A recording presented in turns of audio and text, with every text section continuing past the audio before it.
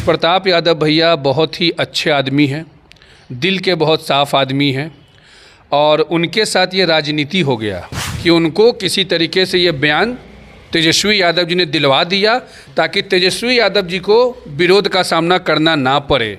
हनुमंत कथा में जितना भीड़ होगा उसका 10% भीड़ वो अपने सभा में करके दिखाए तो मैं उनका जीवन भर जूता पूछने का मैं काम करूँगा। मैं आपके मीडिया के माध्यम से चैलेंज करने का हम काम कर रहे हैं। उदय नारायण चौधरी जो उनके पार्टी के हैं वो हाथ का धागा कटवा रहे हैं हिंदुओं के।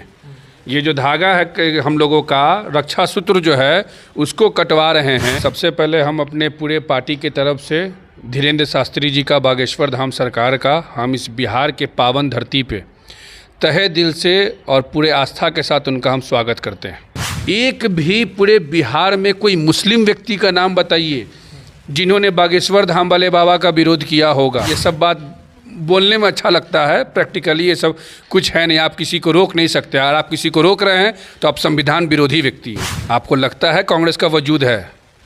ये लोग भीख मांगने वाले पार्टी वाले लोग हैं। ये आरजेडी के सने भीख मांगने वाले लोग हैं। आप किनका बात कर रहे हैं? कांग्रेस का कोई वजूद है, कोई नेता है बोलने वाला?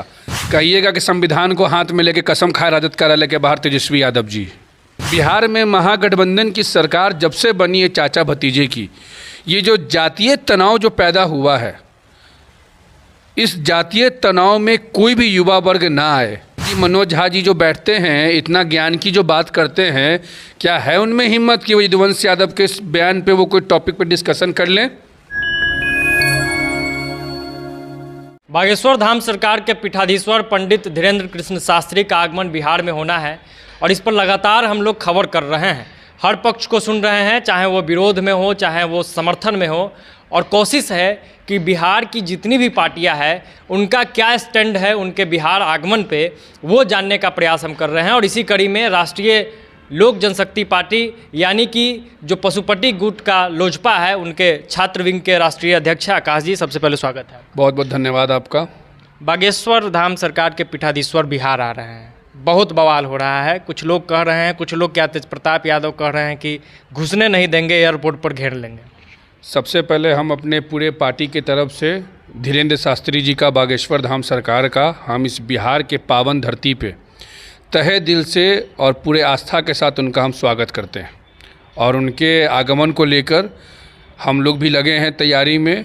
उनके स्वागत में जो भक्त लोग जो आएंगे, जो अनुमानता है कि 10 लाख लोग एक दिन नौबतपुर पहुंचेंगे, उनकी व्यवस्था कैसी हो, कैसे भक्तों को सहूलियत पहुंचाया जाए, उसके लिए हमारे कार्यकर्ता लोग लगे हुए हैं। अच्छा, आप लोग व्यवस्था, विधि व्यवस्था में भी लगे हुए हैं पूरा तरीके? ये हमारे बिहार के लिए गर्व की बात है, सनातन धर्म के लिए गर्व की बात है कि कोई सनातन धर्म का प्रचार करने के लिए अगर बिहार जैसे धरती पे आ रहा है, नौबतपुर पे अगर आ रहा है, तो वहाँ जो भक्त जमा होंगे 10 लाख से ऊपर, उन भक्तों का तो ख्याल रखना हम लोग की जिम्मेवारी बनती है, बिहार के नागरिक की जिम्मेवारी बनती है कि कोई भी कार्यक्रम अगर उनके राज्य में हो रहा है तो उसका वो समर्थन करके और उस पर व्यवस्था में लगना चाहिए जी। तो अब सवाल वही था जो मैंने शुरू में पूछा कि तेज प्रताप यादव कह रहे हैं कि रोक लेंगे, विरोध होगा, DSS तैयार कर लिया गया है, इस पे क्या कहें? देखिए, एक बात हम आपको स्पष्ट करना चाहेंगे। तेज प्रताप यादव भैया बहुत ही अच्छे आदमी हैं, दिल के बहुत साफ आदमी हैं और उनके साथ ये राजनीति हो गया। राजनीति कैसे हुआ वो आपको हम बता देते हैं। तेज प्रताप यादव भैया से जो उन्होंने जो बयान दिया, तो उनके बयान से पहले आपको समझना होगा कि तेज भैया माथे पे चंदन लगाते हैं, टीका लगाते हैं। कई एक बार जब हम उस दल में थे तो हम लोगों को कितने बाबा से, कितना मठ, कितना मंदिर, कितना मस्जिद उन्होंने घुमाने का काम किया है, चाहे वो वृंदावन हो, चाहे वो काशी विश्वनाथ हो। तो धर्म के प्रति उनका आस्था है और उनका वो जो धर्म के प्रति जो आस्था है उसको देखकर कहीं ना कहीं काफ़ी लोग उनसे जुड़े थे, काफ़ी लोग उनका सम्मान करते थे कि भाई तेज भैया हैं, पूजा पाठ करते हैं, अच्छा करते हैं। ये चीज़ तेजस्वी यादव को खला और तेजस्वी यादव जी ने क्या किया कि इस तरीके का बयानबाजी उनसे करवा दिया गया।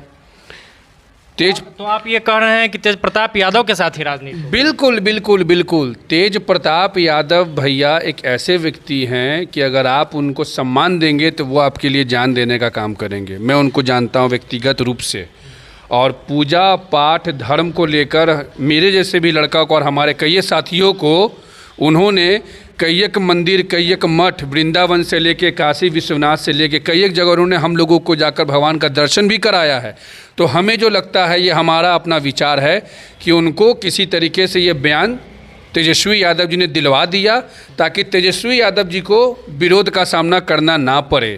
नहीं तो तेजस्वी यादव जी से आप सवाल जाकर कीजिए कि उनके पार्टी के लोग जो कर रहे हैं, अंबेडकर परिचर्चा के नाम पर गांव-गांव जाकर उदय नारायण चौधरी जो उनके पार्टी के हैं, वो हाथ का धागा कटवा रहे हैं हिंदुओं के। ये जो धागा है हम लोगों का रक्षा सूत्र जो है, उसको कटवा रहे हैं। यदुवंश यादव जी कह रहे हैं कि ब्राह्मण जाति जो है वो रसिया का है। एक उनके मंत्री कह रहे हैं कि रामचरितमानस जो है वो गलत लिखा रहा है।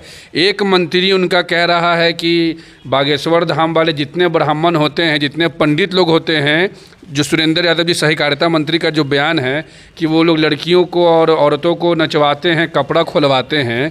तो ये जो तमाम जो हेट स्पीचेज़ है, जो ये बयानबाजी जो हो रहा है, इस पे तेजस्वी यादव जी का क्या स्टैंड है? तेजस्वी यादव जी का अभी तक के स्टैंड क्यों नहीं आया? वो बिहार के संवैधानिक पद पे हैं, जिम्मेदारी पद पे हैं, बिहार के डिप्टी सीएम है वो। उनके राज्य में एक सनातन धर्म का इतना बड़ा कार्यक्रम हो रहा है, एक भी पूरे बिहार में कोई मुस्लिम व्यक्ति का नाम बताइए जिन्होंने बागेश्वर धाम वाले बाबा का विरोध किया होगा, एक भी व्यक्ति का नाम। और जिस धर्म के नाम पे ये लोग बता रहे हैं कि हिंदू मुस्लिम, अरे भाई जब मुस्लिम लोग समर्थन में हैं, वहाँ पंडाल मुस्लिम भाई लोग बांध रहे हैं, कारीगर लोग, तो फिर इन लोगों को इतना पेट में दर्द किस लिए है? और उस पर तेजस्वी यादव जी चुप क्यों है? ये पहले तेजस्वी जी से आप पहले पूछ कर आइए। पप्पू यादव तो कह रहे हैं कि जेल भेजना चाहिए, हिंदू मुस्लिम करने आ रहे हैं बागेश्वर वाले बाबा।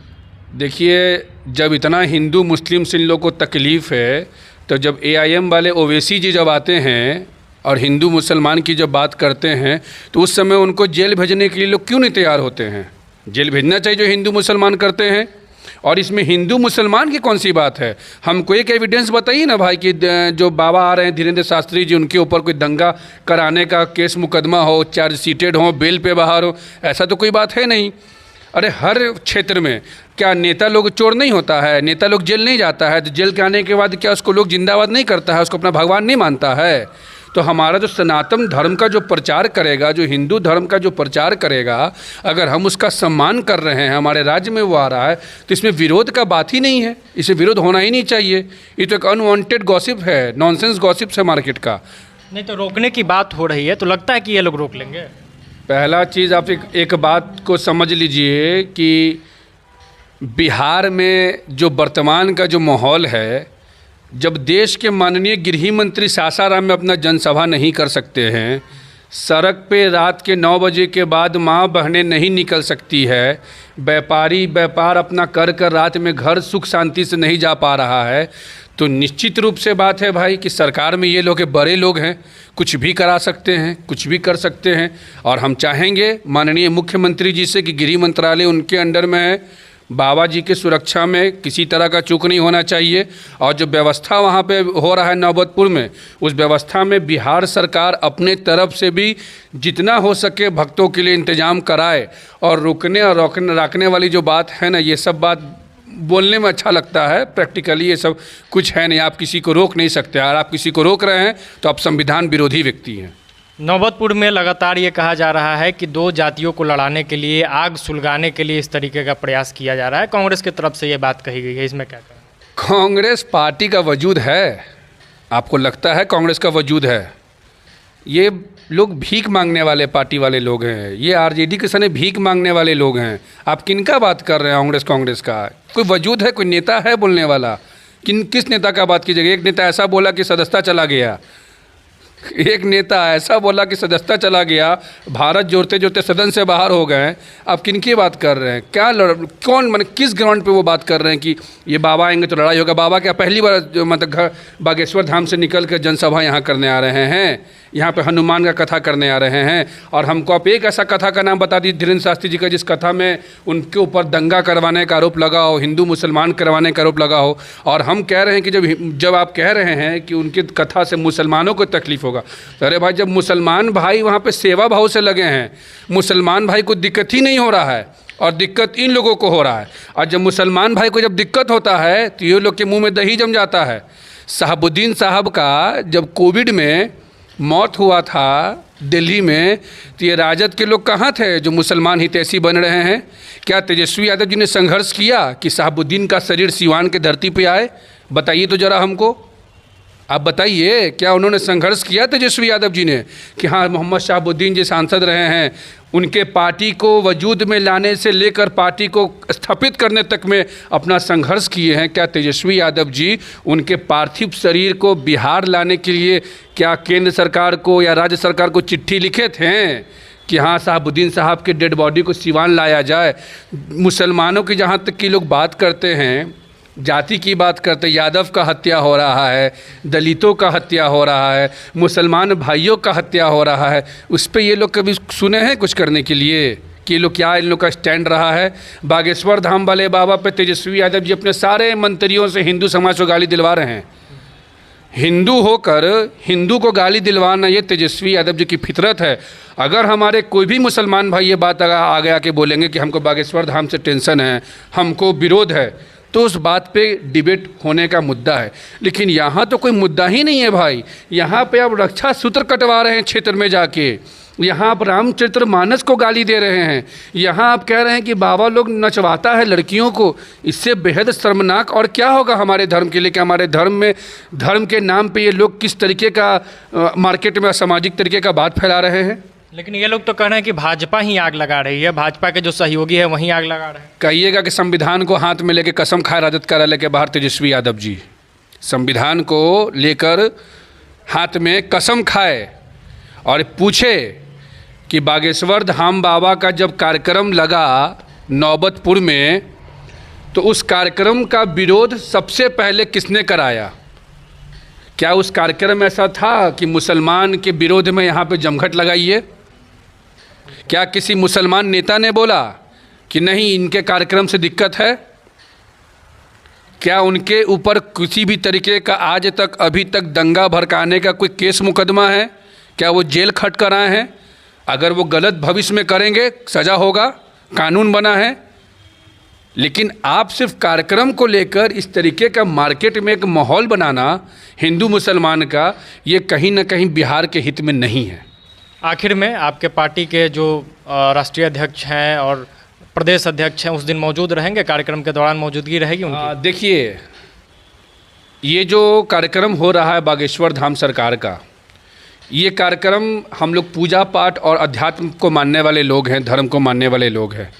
हम लोगों का अभी तक इस मंच से राजनीतिक लगाव नहीं है कि उस मंच पे कौन नेता जाएंगे, कौन नेता नहीं जाएंगे, हमारे राष्ट्रीय अध्यक्ष जी जाएंगे, हमारे प्रदेश अध्यक्ष जाएंगे कि नहीं जाएंगे, कोई नहीं मतलब है।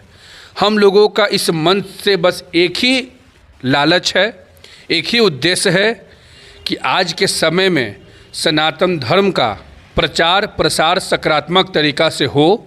हमारे नेता के पास बागेश्वर धाम के तमाम साथी लोगों ने निमंत्रण दिया है। हमारे नेता का कार्यक्रम निकलेगा तो मैं आपको बताऊंगा, और हमारे नेता का ये निर्देश है आदरणीय श्री पशुपति कुमार पारस चाचा जी का और प्रिंस राज भैया का कि जितने भी हमारे कार्यकर्ता हैं छात्र राष्ट्रीय लोक जनशक्ति पार्टी का, एक एक कार्यकर्ता 13 तारीख नहीं बल्कि 11 तारीख से नौबतपुर में मौजूद रहेगा, अपना सेवा देगा, तन मन और धन से देगा, और जितना ज़्यादा से ज़्यादा हो सके हनुमान जी का जो और राम जी का जो कथा है वो लोगों तक सहूलियत से सुनाने में जो मेहनत लगेगा उसके लिए हम लोग तत्पर हैं। और साथ ही साथ हम आपके मीडिया के माध्यम से एक बात कहना चाहते हैं, एक दुखी मन से कहना चाहते हैं कि बिहार में महागठबंधन की सरकार जब से बनी है चाचा भतीजे की, ये जो जातीय तनाव जो पैदा हुआ है, इस जातीय तनाव में कोई भी युवा वर्ग ना आए। तेजस्वी यादव जी और उनके पार्टी के लोगों का बयानबाजी का तवज्जो ना दे, उनके पार्टी के बयानों से एक एक जाति समुदाय में आहत पहुंचता है। मैं आपसे पूछता हूं कि जो ब्राह्मणों को लेकर जो बयान दिया गया कि ब्राह्मण लोग रसिया के नस्ल हैं, क्या ये बयान सही है? क्या शिवानंद तिवारी जी, मनोज झा जी जो बैठते हैं इतना ज्ञान की जो बात करते हैं, क्या है उनमें हिम्मत कि वो यदुवंश यादव के इस बयान पे वो कोई टॉपिक पे डिस्कशन कर लें? आप उनसे पूछिए। ब्राह्मणों को गाली दे रहे हैं, हिंदुओं को गाली दे रहे हैं, क्यों गाली दे रहे हैं? इससे आपको क्या मिलेगा? मुसलमान भाई आपको वोट अब देने के लिए तैयार नहीं है। मुसलमान को बेवकूफ़ मत समझिए। मुसलमान भाइयों को, मुसलमान भाई अब शिक्षा चाह रहे हैं, अधिकार चाह रहे हैं। मुसलमान का टोपी पहन के जितना आपने उन लोगों को टोपी पहनाया है ना, वो लोग समझ गए। हिंदुओं का टीका लगा के जितना आपने हिंदुओं को चुना लगाया है ना, वो हिंदू भाई लोग समझ गया।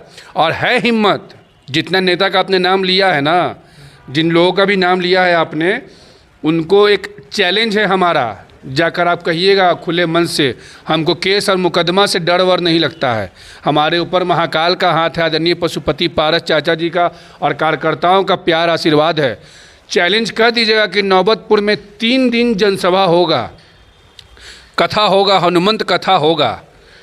जितना भीड़ उनके प्रवचन में होगा, उतना भीड़ का 10% भी भीड़ कोई नेता में है ताकत तो वहाँ करा के दिखा दे।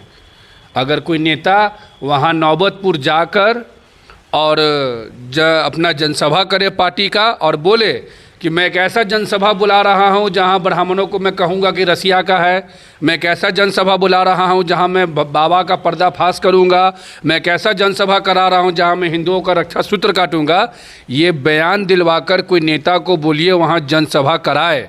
और जनसभा में जितना धीरेन्द्र शास्त्री जी के हनुमंत कथा में जितना भीड़ होगा, उसका 10% भीड़ वो अपने सभा में करके दिखाए, तो मैं उनका जीवन भर जूता पूछने का मैं काम करूँगा। मैं आपके मीडिया के माध्यम से चैलेंज करने का हम काम कर रहे हैं। बहुत बहुत धन्यवाद इतना समय देने के लिए। बहुत बहुत धन्यवाद। और आपके चैनल के माध्यम से हम अपील भी करना चाहेंगे कि जो भी बयानबाजी हो रहा है बिहार के अंदर में, अनर्गल जो बयान जो नेता लोग दे रहे हैं, बिहार के माननीय सदस्य लोग जो दे रहे हैं, उस बयान पे बिहार की जनता किसी तरीके का प्रतिक्रिया ना दे। बिहार की जनता, देश की जनता समझदार है, वो अपना हक, अपना अधिकार के लिए लड़ना जानती है। और ऐसे ऐसे ढोंगी नेताओं से जो ब्राह्मणों को गाली बके, हिंदुओं को गाली बके, ऐसे लोगों से सावधानी बरतने का काम है। सतर्कता और जागरूकता लोगों में फैलाने की ज़रूरत है। और ऐसे नेताओं को, जितने ब्राह्मण भाई है जो सुने हैं कि हम लोग को रसिया का लोग बोला गया ब्राह्मणों को, तेजस्वी यादव जी के यहाँ पूजा कराने ना जाएं।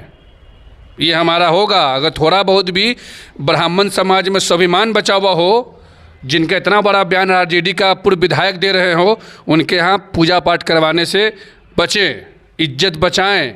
और लंबी लड़ाई है, ये लड़ाई लड़नी है। 24 और 25 में एक एक अपमान का बदला लें। तो ये आकाश यादव थे, इन्होंने इस पूरे मुद्दे पर बड़े बेबाकी से अपना राय रखा है और साथ ही साथ नेताओं को चैलेंज भी किया है कि बागेश्वर धाम के कथा सुनने को जितने लोग आएंगे, उसका 10% लोग भी कोई नेता अपने सभा में ला के दिखा दे। बाकी तमाम बातें इन्होंने की हैं। इनके बातों से आप कितना सहमत है, कमेंट बॉक्स में अपनी राय और प्रतिक्रिया जरूर दीजिएगा। बहुत बहुत धन्यवाद। जय बिहार।